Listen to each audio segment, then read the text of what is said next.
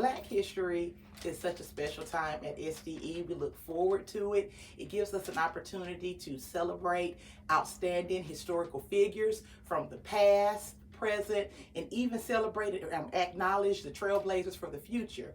It gives our students a chance to see just heroes and see how pretty much even from here in elementary, we are our ancestors' wildest dreams. I am Mrs. Williams. I'm the reading interventionist at Susie Dasher. And today we're going to read the story Before She Was Harriet. And as I'm pretty sure you already know who Harriet Tubman is, but today we're going to learn a little bit more about the life of Harriet Tubman. Before she was Harriet. Here she sits, an old woman, tired and worn, her legs stiff, her back aching.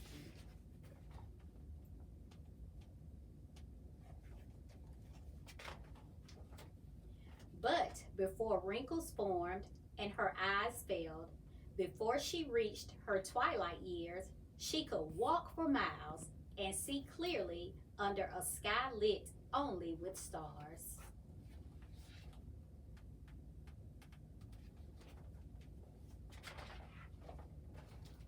Before she was an old woman, she was a suffragist, a voice for women who had none in marriages, in courts, in voting booths.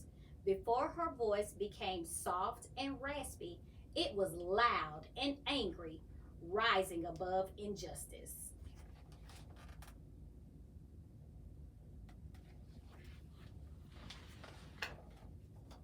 Before she was a suffragist, she was General Tubman, rising out of the fog, armed with courage, strong in the face of rebels and planters and overseers, as they watched fields burn and bridges fall, and 700 slaves stop chopping and start running to a woman who ferried them to freedom on the Combahee River turned River Jordan.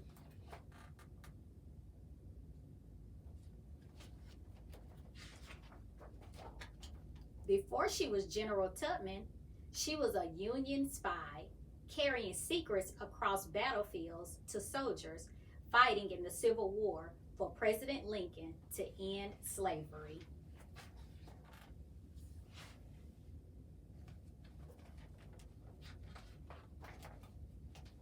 Before she was a Union spy, she was a nurse, caring for those hit with bullets and hatred and fear, tending to them with bandages and words in the bloody dirt of Southern soil.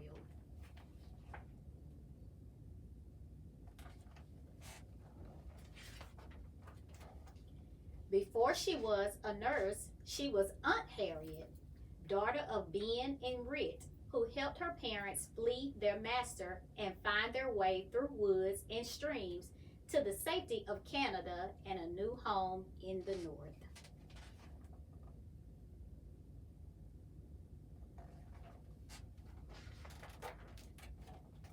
Before she was Aunt Harriet, she was Moses, a conductor on an underground railroad with no trains and no tracks, just passengers traveling to freedom up north through swamps, past slave catchers, across rivers, under the cover of night.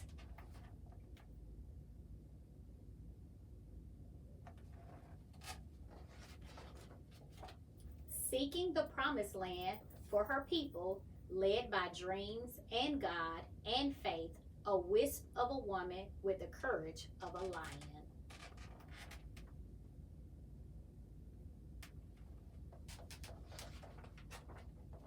Before she was Moses, she was Minty of Maryland, of one slave owner and then others who worked her, punished her with lashes, broke her back, but not her spirit.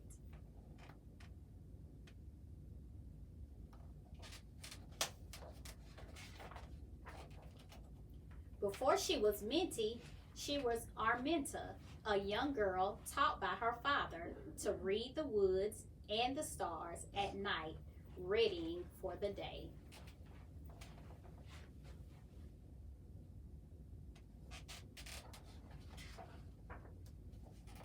She'd leave behind slavery along with her name and pick up a new one, Harriet.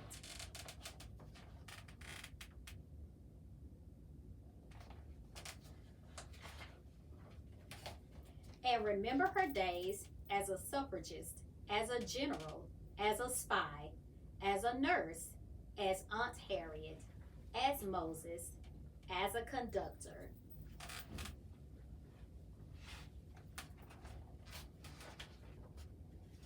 As Minty, as Araminta, who dreamed of living long enough to one day be old, stiff and achy, tired and worn and wrinkled and free.